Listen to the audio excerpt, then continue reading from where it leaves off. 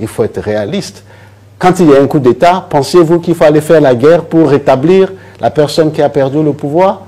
Mais certains vont penser, certains vont... Bien sûr, c'est pourquoi nous disons non.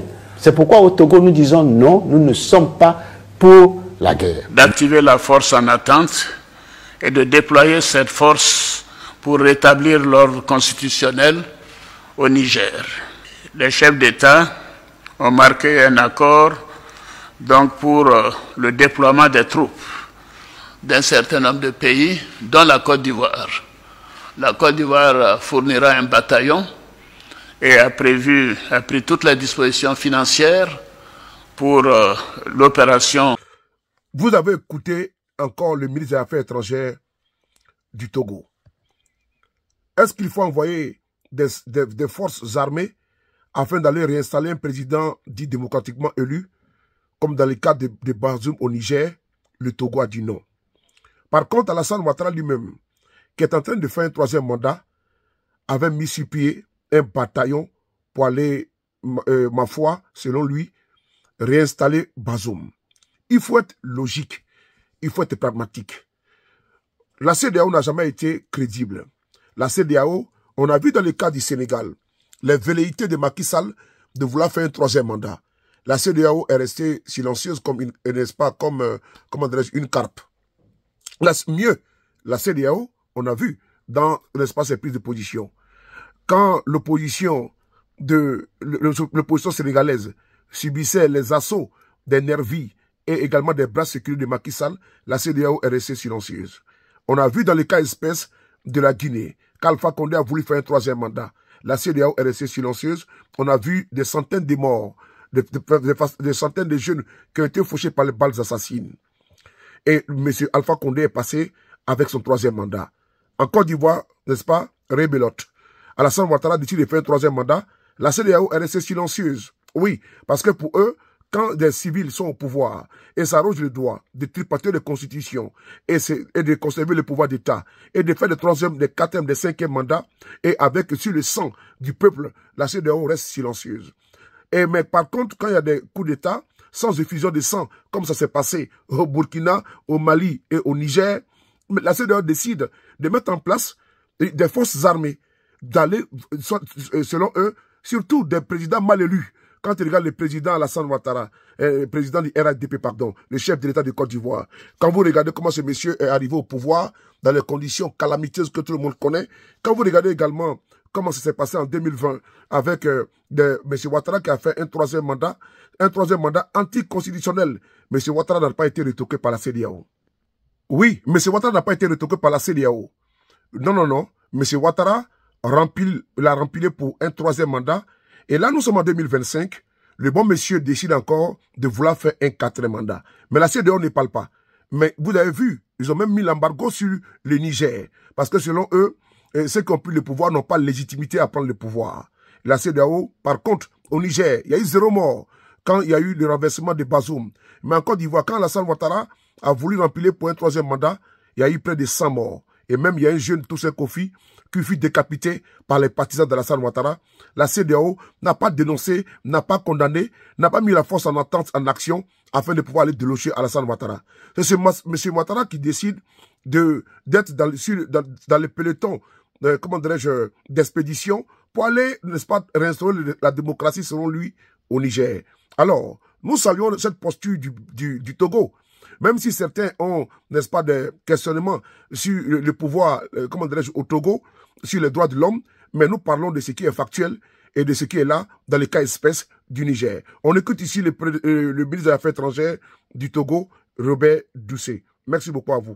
Est-ce que vous répondez à ceux qui disent clairement que vous avez soutenu les coups d'État au sein le Togo n'a aucun intérêt à soutenir un coup d'État. Parce qu'il dit, beaucoup le disent, non, ils ont savez, Robert Doucet, vos positions, vous avez été contre les sanctions, oui. Vous l'avez clairement signifié. Nous sommes contre les sanctions parce que c'est le bon sens qui fait que nous sommes contre les sanctions. Nous sommes tous contre le coup d'État. Personne ne peut accepter un coup d'État et je suis le premier à le dire. Vous venez m'interviewer ici, à Lomé, au Togo, parce que je suis le ministre des Affaires étrangères. Si d'ici ce soir ou demain, on vous dit qu'il y a un coup d'État, alors je ne suis plus ministre. Donc je serai victime d'un coup d'État. Aucun homme politique sérieux ne peut accepter un coup d'État. Donc nous sommes le Togo est contre les coups d'État. Mais devant certains coups d'État, il faut être pragmatique, il faut être réaliste. Quand il y a un coup d'État, pensez-vous qu'il faut aller faire la guerre pour rétablir la personne qui a perdu le pouvoir? Mais certains l'ont pensé, certains vont... Bien sûr, c'est pourquoi nous disons non. C'est pourquoi au Togo, nous disons non, nous ne sommes pas pour la guerre. Nous sommes pour la paix. Et comme je vous disais, ça nous a coûté cher, mais c'est la position claire du président de la République. Est-ce que vous n'avez pas eu peur des représailles? Parce que c'était une position assez courageuse, il faut le dire, parce que vous aviez contre vous d'autres pays, notamment des pays voisins, mais vous avez aussi certaines puissances internationales qu'on dit avoir une grande influence sur la politique africaine. Est-ce que ça ne vous a pas fait peur de vous mettre à dos les États-Unis à un moment donné, mais davantage la France? Je vous dis honnêtement, nous n'avons pas peur. On n'a jamais eu peur, c'est une conviction du président de la République, c'est une conviction même personnelle. Nous qui sommes ministres des Affaires étrangères, c'est une conviction. Nous l'assumons, mais ce qui est plus important, c'est quoi? Ceux qui avaient dit hier que le Togo avait tort et qui critiquaient le Togo en coulisses, aujourd'hui nous en rejoignent. Et c'est ça en fait, c'est ça, c'est la finalité, ce qu'il faut faire en diplomatie. Parfois vous prenez des positions, vous avez des gens contre vous, mais quand vous saviez là où nous allons, aujourd'hui la finalité, sur toutes ces crises que nous avons traversées, elle est là. Ceux qui hier n'étaient pas d'accord avec nous sont d'accord avec nous. Ils sont même parfois, ils essaient même d'aller travailler avec ceux qui le condamnaient.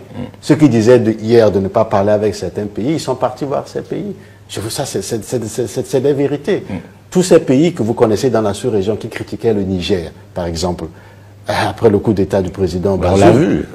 Ces pays sont partis, ils vont même négocier, ils demandent même... Vous voulez parler du Nigeria, par exemple? Non, je ne cite aucun pays. Mais on a vu le Nigeria. Ils font tout pour aller discuter avec les Nigériens. Aujourd'hui, ils nous rejoignent.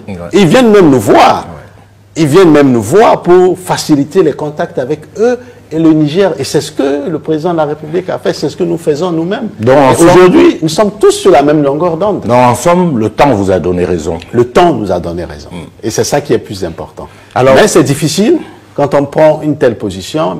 La finalité fait que parfois, on se dit, mais on n'avait pas eu tort de prendre cette décision. Il fallait cette voie de sagesse, de compréhension, de dialogue pour en arriver à ce résultat. C'est dit. Il fallait la voie de sagesse, de compréhension et de dialogue. Lui, le mot est lâché, sagesse. Alassane Ouattara n'a pas voulu être sage.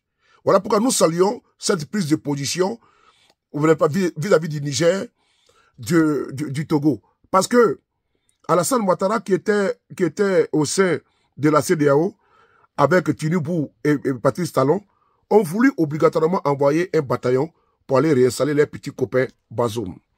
Ouattara, qui est le plus, comment dirais-je, qui a une longévité au niveau du pouvoir, au niveau étatique, au niveau de la présidence en Côte d'Ivoire, pratiquement et déjà 15 ans, c'est lui qui devait être le sage. Mais non, M. Ouattara, il a toujours été dans une posture, jusqu'au boutiste, va en guerre.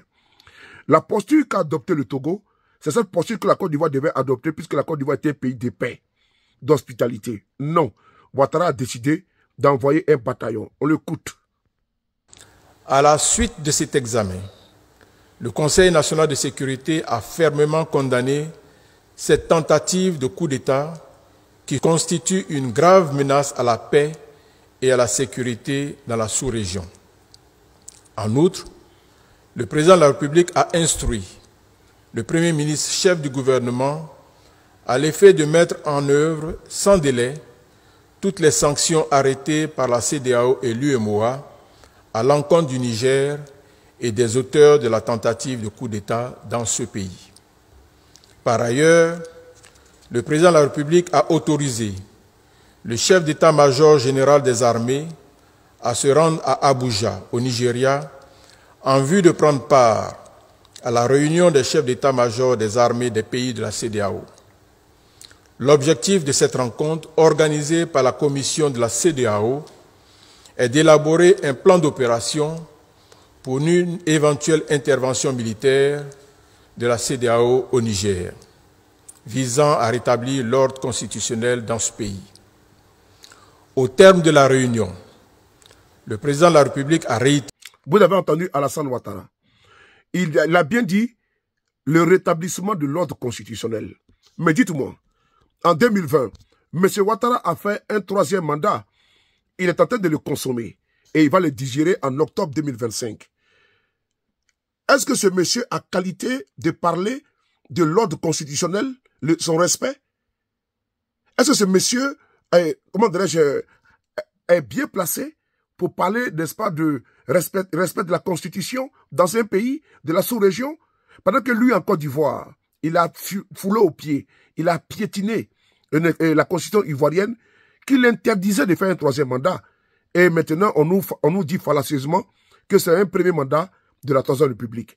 M. Ouattara n'était pas dans un vœu pieux. Il était vraiment, comment dirais-je, dans une posture vraiment, comment dirais-je, d'intervention au Niger.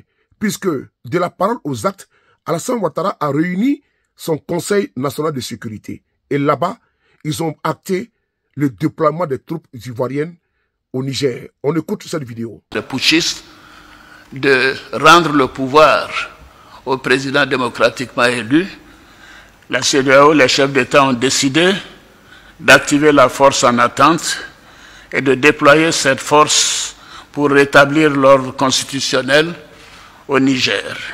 Les chefs d'État ont marqué un accord donc pour le déploiement des troupes d'un certain nombre de pays, dont la Côte d'Ivoire.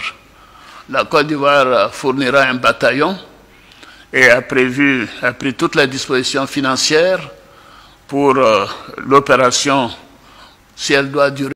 Vous avez entendu? Après le Conseil national de sécurité, son lieutenant Fidel Sarasoro est venu lire ce communiqué. Ce communiqué où M. Ouattara dit clairement, après avoir dit clairement que le bataillon ivoirien allait partir en Côte d'Ivoire, je l'ai dit tantôt, il a réuni son conseil de sécurité, il a dégagé les moyens et les soldats étaient déjà prêts, ils étaient déjà prépositionnés pour intervenir au Niger.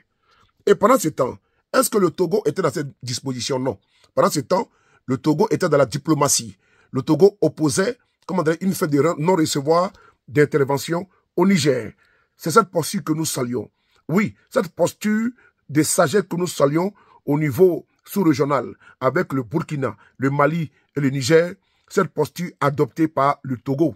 Oui, oui, parce que certains souvent nous critiquent en disant que le Togo n'est pas une démocratie, mais concernant l'AES, le Mali, le Niger et le Burkina, le Togo a eu une posture constante que nous tenons à saluer, en disant non à l'intervention de la CEDEAO. Malgré les pressions subies, le Togo a dit non. Pour cela, nous leur disons bravo et chapeau.